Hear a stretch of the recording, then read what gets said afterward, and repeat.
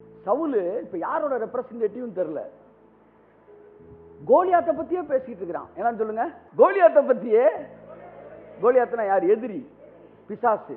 நான் ஒரு பிசாசை ஆவியை பார்த்தேன், இந்த ஆவியின் பேர் என்ன என்று கேட்டேன். அது கிங் சாங் காங் கியூ என்று சொன்னது.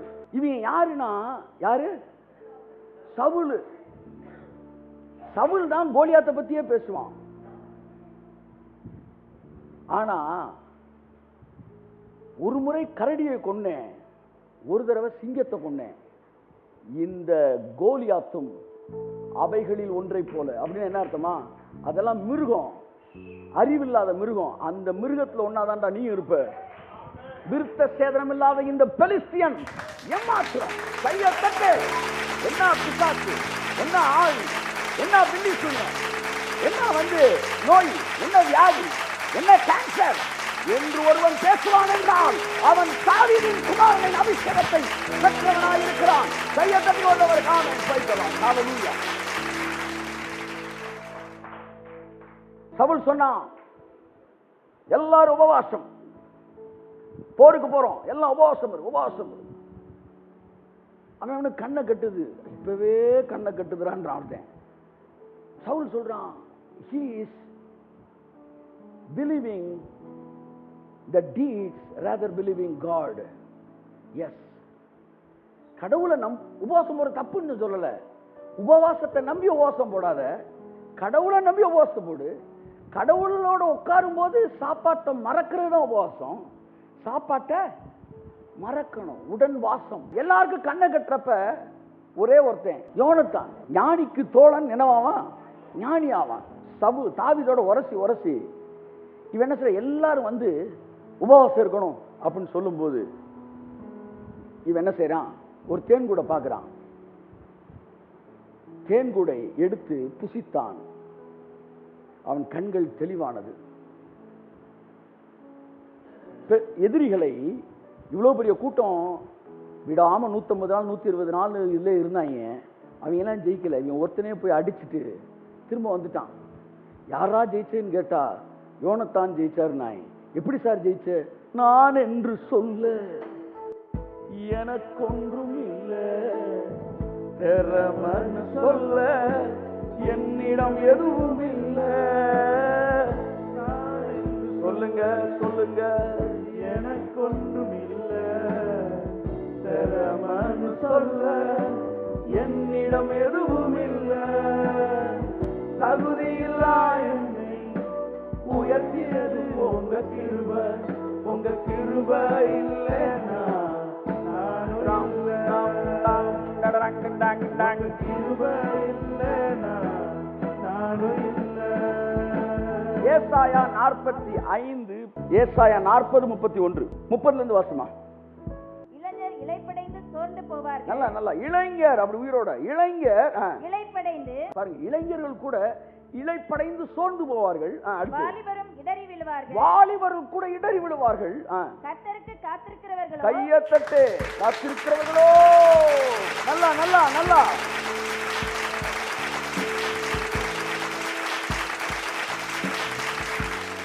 அடுத்த வருஷத்துல நுழையிறதுக்கு இந்த வருஷம் காத்துருங்க. அவரோட இணைஞ்சு, ஆவியானவரோட இணைஞ்சு. தனிமையில் அழுத போது கேட்டிட யாரும் இல்லை, தள்ளாடி நடந்த போது தாங்கிட யாரும் இல்லை. எத்தனை பேர் உட்கார போறீங்க இந்த வருஷம்? சொல்லுங்க சொல்லுங்க சொல்லுங்க சொல்லுங்க. நான் கை தூக்கி அவர் சமூகத்துல இந்த வருஷம் உட்கார்ந்தீங்கன்னா அடுத்த வருஷம் எல்லாம் நடப்பாங்க. நீங்க மட்டும் காத்திருக்கிறவர்களோ அப்படின்னா அவன் வேறன்னு அர்த்தம். சொல்லுங்க, இந்த உலகமெல்லாம் வேற. சத்தமா சொல்லுங்க, உலகமெல்லாம் வேற, அவருக்கு காத்திருக்கிறவன் வேற. ஆமா, அவன் வேற. இவனுக்கு கீழே இருக்கிற இந்த எல்லா ரூல்ஸும் இவன்ட்டு அப்ளிகபிள் ஆகவே. கையத்தட்டு.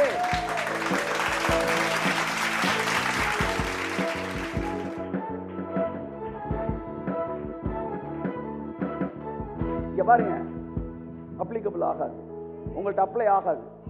அவன் வேற. அவன் காத்திருக்க தெரியாது, ஓடுறவன் ஓடிக்கிட்டே இருப்பான். ஓடினான் ஓடினான், வாழ்க்கையின் ஓடத்திற்கே ஓடினான். ஆனா நம்ம ஓடுற ஆள் கிடையாது. ஆமா, இட் இஸ் நாட் ரேஸ், அது ரேஸ், இது கிரேஸ்.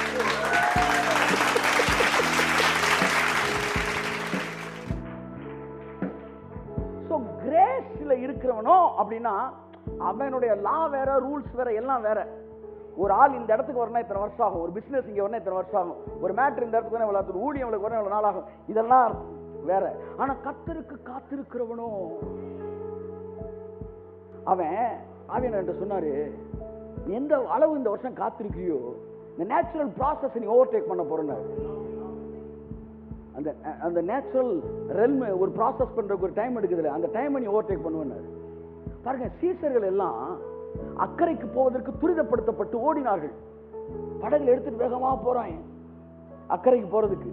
ஆனா இயேசுவோ கர்த்தருக்கு காத்திருக்கிறவர்களோ அப்படி வருதுல, பைபிள் சொல்லுது இயேசுவோ பிந்தி, எல்லாம் சொல்லுங்க, பிந்தி தனித்திருந்தார். தனிமையில் அழுத போது கேட்டிட யாரும் இல்ல, கள்ளாடி நடந்த போது தாங்கிட யாரும் இல்ல, தனிமையில் அழுத போது கள்ளாடி நடந்த போது தாங்கிட யாரும் இல்ல, கதறி அழுத நேரம் கண்ணீர் துடைத்தது உங்க கிருபை. சொல்லுங்க, உங்க கிருபை இல்லைன்னா நானும் இல்லை, உங்க கிருபை இல்லைன்னா நானும் இல்லை. நடுக்கடல் போயிட்டாங்க சார், நடுக்கடல் போயிட்டாங்க சார். கர்த்தருக்கு ஜெபிக்கிறவனை விட ஒரு ப்ராஃபட் என்கிட்ட கேட்டார் கேள்வி, துதிக்கிறவனை விட, பைபிள் படிக்கிறவனை விட, குதிக்கிறவனை விட, அவருக்கு ஓடுறவனை விட, யாரை பார்க்கும்போது அவருக்கு மனசு அப்படியே வந்து ஆசையில ஐயோ இவனை கட்டி பிடிக்கணும் என் செல்லம் அப்படின்னு தோணும் தெரியுமா? யாரை பார்க்கும்போது அவர் இருதயம் துடிக்கும் தெரியுமா? அவரை நம்பி அவருக்காய் காத்திருக்கிறார் ஒருவன், அவரை நம்பி அவருக்காய் காத்திருக்கிறார் ஒருவன், அவனை பார்க்கும் போது அவன் இருதயம் அவனுக்காய் துடிக்கும். எவ்வளவு நம்பிக்கை இருந்தா என் புள்ள என் வார்த்தைக்காய் காத்திருக்கிறார், எவ்வளவு நம்பிக்கை இருந்தா தன் வாழ்க்கையில செய்வதற்கு 1000 வேலையில் 1000 ஐடியா அவனுக்கு இருந்தும் அப்பா சொல்லட்டுண்டா அப்படின்னு அவன் நிக்கிறானா? இந்த துடிச்சுக்கிட்டு துதிக்கிறவன், பைபிள் வாசிக்கிறவன், எதையாச்சும் ஒண்ணு செய்ய துடிக்கிறவன், அவன் எல்லாரையும் விட உங்க கிருபை இல்லைன்னா நானும் இல்லை, ஓ உங்க கிருபை இல்லைன்னா நானும் இல்லை.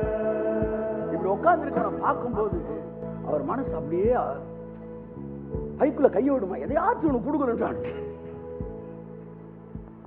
அவருக்கு காத்திருக்கிறவனை பார்க்கும்போது அவர் மனது சந்தோஷப்படுகிற மாதிரி இந்த உலகத்துல எவனை பார்த்து அது சந்தோஷப்படுகிறது கிடையாது. ஏனென்றால் விசுவாசம் மட்டும்தான் காத்திருக்கும். சீசர்கள் எல்லாம் படகு எடுத்துட்டு போயிட்டாங்க, ஒரு படகு தான் நினைச்சு எடுத்துட்டு போயிட்டாங்க. பாருங்க, நடு கடலுக்கு போன உடனே படகு மெதுவா என்ன செய்யுது சொல்லுங்க, திணறுது. சொல்லுங்க, ஆமா, வேகமா வருஷத்துக்குள்ள போறவன் மே மாசம் ஜூன் மாசத்துல அப்படியே திணறுது, நடுக்கடல்ல திணறுது. ஆனா காத்திருந்தவர், பைபிள் சொல்லுது, கர்த்தருக்கு காத்திருக்கிறவர்கள் புது பலன் அடைந்து. எல்லாம் நேச்சுரலா போயிருக்கிறான்ல, ஆனா காத்திருந்த இவர் சூப்பர் நேச்சுரலா தண்ணியில நடக்கிறார். நடந்து அவன் எத்தனையோ மணி நேரம் நடந்து கடந்து போனத சில நிமிடங்களிலே அவனை தாண்டி கடந்து போகிறவர் போல் காணப்பட்டார்.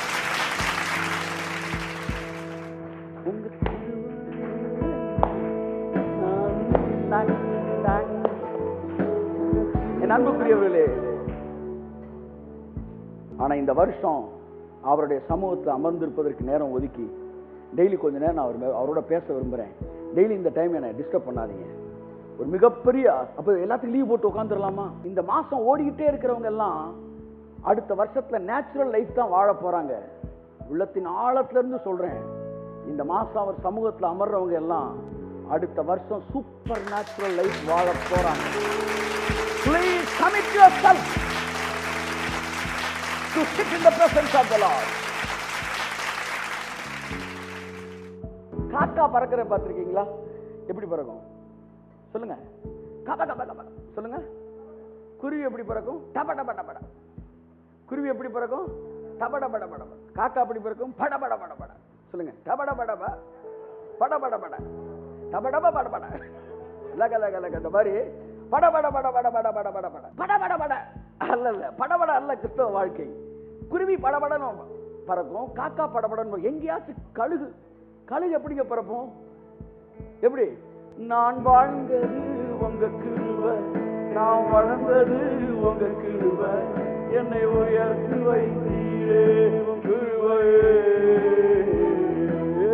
நான் வாழ்ந்தது உங்க கிருபை, நான் வளர்ந்தது உங்க கிருபை, என்னை உயர்த்தி வை சொன்னாரா? இங்க பாரு, இந்த காக்கா படபடன்னு இருக்கு பாரு, அந்த கழுகு படபடன்னு இருக்கா? இல்ல. இது எவ்வளவுதான் படபடன்னு இருந்தாலும் 10 அடி 15 அடி 20 அடிக்கு மேல போகாது.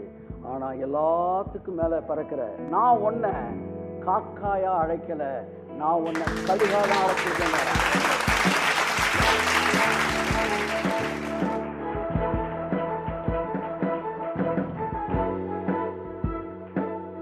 மழை பெய்யும் போது எல்லா பறவையும் நனையுமா, ஆனா கழுகு மட்டும் நனையாதான். ஏன்னா கழுகு மட்டும்தான் எல்லா பறவையும் மழைக்கு கீழே இருக்கான், கழுகு மட்டும் மழைக்கு மேல.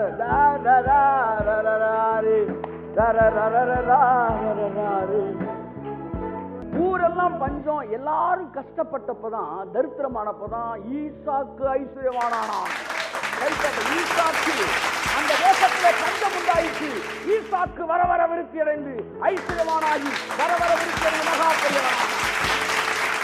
எகிப்து தேசம் முழுவதும் பஞ்சமான போதுதான் யோசேப்பு அதிபதியாய் மாறினான். கைதட்டே, உலகமே பஞ்சத்தில் இருக்கும் போது கர்த்தருக்கு காத்திருக்கிறவன் வெட்கப்பட்டு போவதில்லை.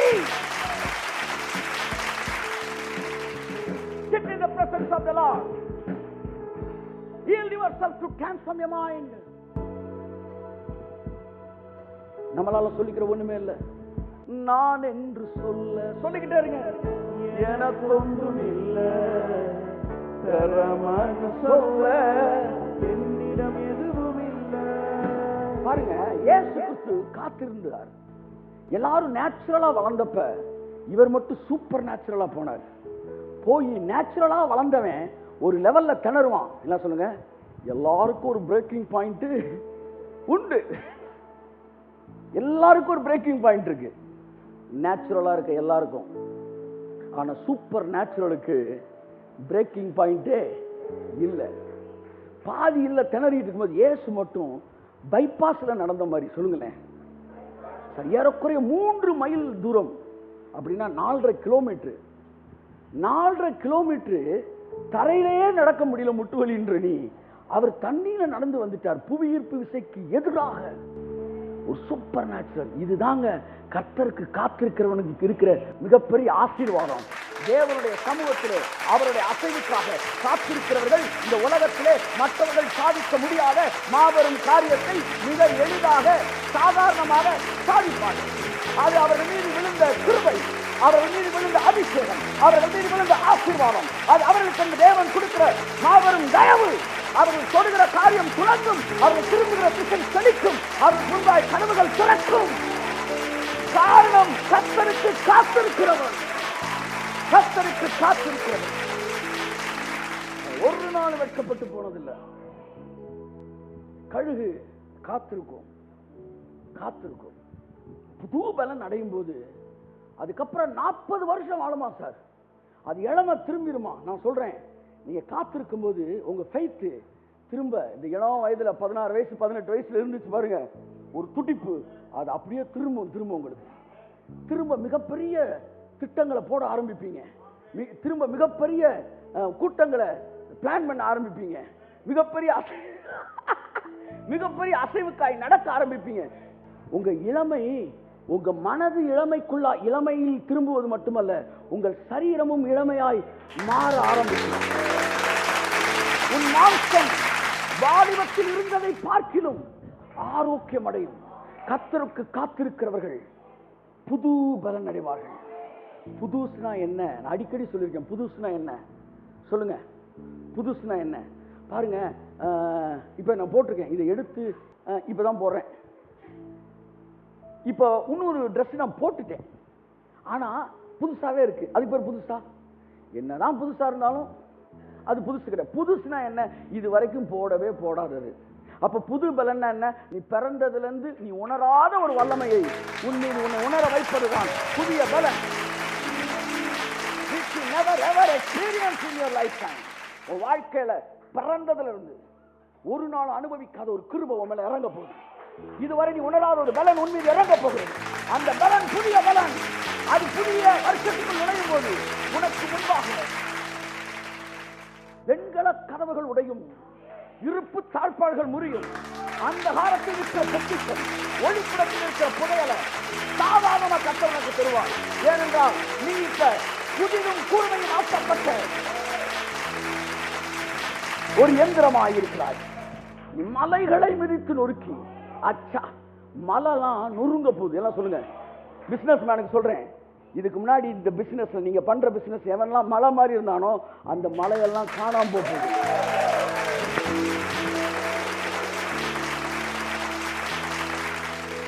ஆமா, என்ன மலையா இருந்தாலும் சரி, எல்லா மலையும் காணாம போகுது. எல்லாம் சொல்லுங்க, எல்லா மலையும் காணாம போகுது. ஏன்னா கர்த்தர் உன்னை புதிதும் கூர்மையும் ஆக்கப்பட்ட பற்களுள்ள எந்திரமா என்னை மாற்றிக் கொண்டிருக்கிறார். கர்த்தருக்கு காத்திருக்கிறவனுடைய வாழ்க்கையில அவனை ஷார்பன் பண்ணுவாராம். அவன் மலையெல்லாம் அப்படி தவிடுபொடி ஆக்கிடுவானாம். ஆமா, நீங்க படபடபடன்னு இருந்தீங்கன்னா வேலையெல்லாம் வந்து பிசு பிசுன்னு தான் நடக்கும், நமன்னு தான் நடக்கும்.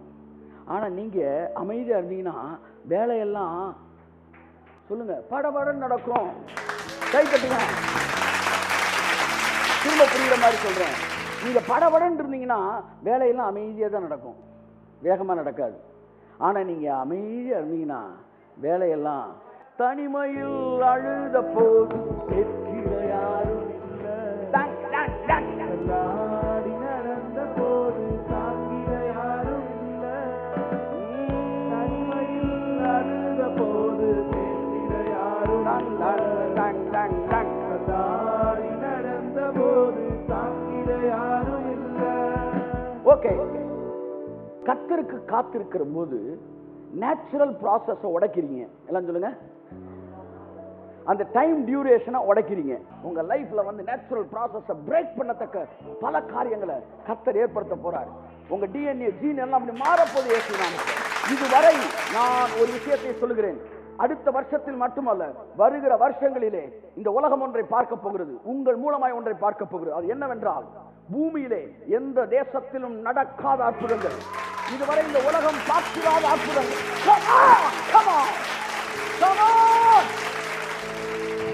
உன் காலத்திலே ஒரு அற்புதத்தை நான் செய்வேன். அந்த அற்புதம் இதுக்கு முன்னாடி நடக்காத அற்புதமா இருக்கும். சில நேரம் சில விஷயத்தை கடவுள் பேசணும், சொல்லுவேன், ஆண்டவரே இப்படிலாம் நடந்ததே இல்லையா ஆண்டவரே அப்படின்னு அவர் சொல்லுவாரு. நடக்காததை செய்யறேன் தானே உனக்கு நான் சொல்லி சொல்லியிருக்கிறேன். பூமியிலே எந்த நாட்டிலையும் நடக்காத அற்புதத்தை நான் உனக்கு முன்பாய் செய்கிறேன். இதுவரைக்கும் எந்த சரித்திரத்திலையும் இந்த உலகம் பார்க்காத நடக்க போகுது. இன்னும் கொஞ்சம் தெளிவா சொல்லவா, இந்த பைபிள்ல கூட நீங்க பார்க்காத பல அற்புதங்களை நீங்க பார்க்க. ஆனா நீங்க அப்படி பார்க்க போற அந்த அற்புதத்துக்கு கன்ஃபர்மேஷன் இந்த பைபிள்ல பார்க்க போறீங்க. கை தட்டுங்க. ஆமா, பைபிள்ல இந்த வேதத்தில் எழுதப்படாத அநேக காரியங்களை இயேசு தம் சீஷர்களுக்கு முன்பாக செய்தார். அவைகளை குறித்து இந்த வேதத்தில் எழுதப்படலன்னு பைபிள் சொல்லுது. அதான் நான் சொல்றேன், எழுதப்படாத பல விஷயத்தை நீங்க பார்க்க போறீங்கன்னு இது எழுதி இருக்கு. கை தட்டுங்க. ஆமா ஆமா. So my beloved brother and sister, don't miss the opportunity. Don't miss the opportunity. சொல்லுவாங்க, don't miss the opportunity. Exchanging offer, don't miss it. நான் சொல்றேன், இந்த மாசத்தை don't miss it. நீங்க உட்கார்றத மிஸ் பண்ணாத. இந்த 1000 வருஷம் 1000 வருஷம் செஞ்சு முடிக்கிறத நான் ஒரே நாள்ல செய்வேன். ஏன்னா உனக்கு 1000 வருஷம், எனக்கு ஒரு நாள். கை தட்டி தேவனுடைய அபிஷேகத்தை, இந்த வார்த்தையின் அபிஷேகத்தை பெற்றுக்கொள்ளுங்கள். எஸ் எஸ், நீ நானும் சேர்ந்து 1000 வருஷம் செய்ய முடியாதவர் தேவன் ஒரு நாள்ல செய்வார், ஒரு நாள்ல செய்வார். முடிச்சிருக்க வசனத்தை, கர்த்தருக்கு காத்திருக்கிறவர்களோ புது பலன் அடைந்து, புது பலன் அடைந்து கழுகுகளைப் போல சட்டைகளை அடித்து எழும்புவார்கள். அப்படின்னா அந்த கழுகு ரெனியூ பண்ணிட்டே இருக்கும், உங்களுக்கு எண்டே கிடையாது. ஆமா, நெவர் எண்டு. கழுகுகளை போல செட்டைகளை அடித்து எல்லாம் சொல்லுங்க, உயரே எழும்புவார்கள். அடுத்து, அவர்கள் ஓடினாலும் இளைப்படையார்கள். எவ்வளவு ஓடினாலும் நீங்க இளைக்கவே இளைக்காது. காத்திருக்கிறவன் எவ்வளவு ஓடினாலும் அவனுக்கு இளைக்கவே. கை தட்டுங்க. இங்க பாருங்க, இந்த வருஷம் இந்த மாசம் ஓடுனா சொல்லுங்க, அடுத்த வருஷம் ஃபுல்லா இளைக்கும். இந்த மாசம் உட்கார்ந்துகிட்டே இருந்தா அடுத்த வருஷம் ஓடிக்கிட்டே இருந்தாலும் இளைக்காது.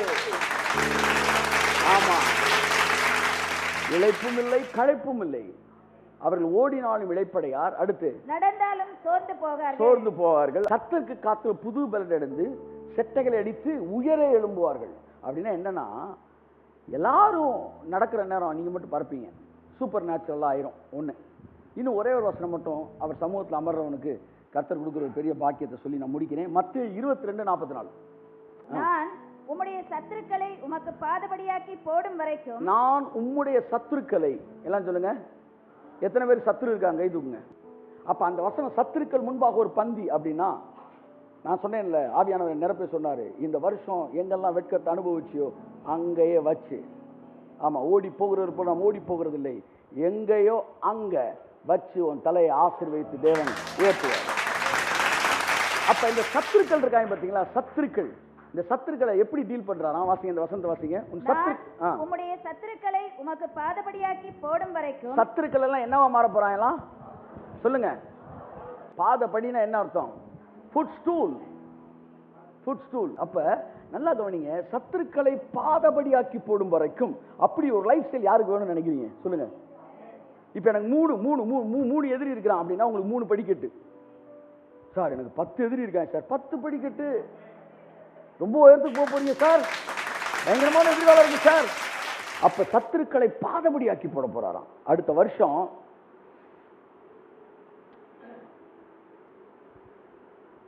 எவ்வளவு உங்களை கஷ்டப்படுத்திருக்காங்க கடந்த வருஷத்துல, நம்மளெல்லாம் போட்டு சொரிஞ்சு எடுத்துட்டாங்க சார். எத்தனை பிரச்சனை அவனுக்கு வந்திருந்துக்கோ கடந்த வருஷத்துல, அத்தனை உயர்வை வர்ற வருஷத்துல அவன் தருவாங்க.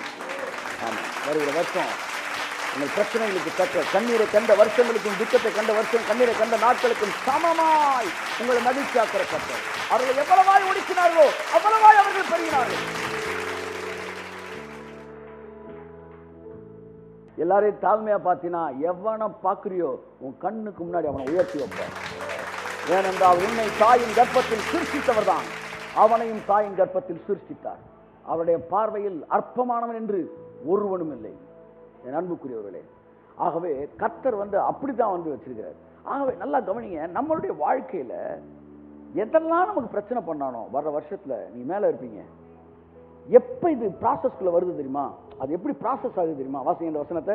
சத்துருக்களை எல்லாம் பாதபடி ஆக்கி போடும் வரைக்கும் என்னுடைய வலது பார்சத்தில் உட்காரும் என்று நான் இதெல்லாம் உனக்கு செஞ்சு முடிக்கிறேன், அது வரைக்கும் நீ என்ன செய்ய? உட்கார்றா மகனை, கை தட்டு உட்கார்றா. என்ன செய்ய ஆண்டவர்? உட்கார்ந்து பாடு. உங்க கிருபை வேண்டுமே, உங்க கிருபை போதுமே. கொஞ்சம் டெம்போ. உங்க கிருபை இல்லாம நான் ஒன்றும் இல்லை இயேசுவே. அப்படின்னா என்ன? இந்த வசனம் என்ன சொல்லுது? டக்குன்னு ஒரு லைன்ல சொல்லுங்க. அவர் பாதத்துல அமர்ந்திருக்க காத்திருக்க எதிரி எல்லாம் ஒருத்தன் வெட்டிக்கினே சாவாய், எல்லாம் தானா அழியும். எல்லாம் சொல்லுங்க, எல்லா கதவும் தானா திறக்கும். சத்துருக்கள் எல்லாம் உங்களுக்கு பாதபடியாக்கி போடுவார்கள்.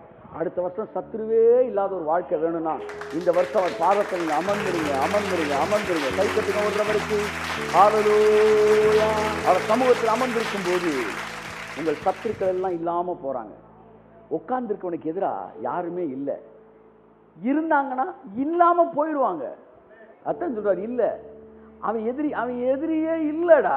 ஆனா ஒரு எதிரி இல்லைன்னு ஒருத்தன் வந்துட்டான், அவன் எதிரி இல்லடா, அவன் உதிரி.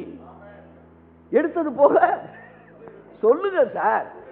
சார் இந்த கட்டு கதிர் கட்டை எடுத்துறான் இல்லை சார், அது கதிர் சார், அது எடுத்தாச்சு. இப்போ கீழே கிடக்கிறதெல்லாம் உதிரி. அடுத்த வருஷம் யாராச்சும் உங்களுக்கு எதிராக வந்தா சொல்லுங்க, எதிராக வந்தா உடனே நீங்க என்ன செய்யணும்? சிரிக்கணும். ஏன்னா அது எதிரி இல்லை, ஏன்னா எதிரியை எடுத்துட்டாரு. அப்ப இது என்ன? இது உதிரி. கை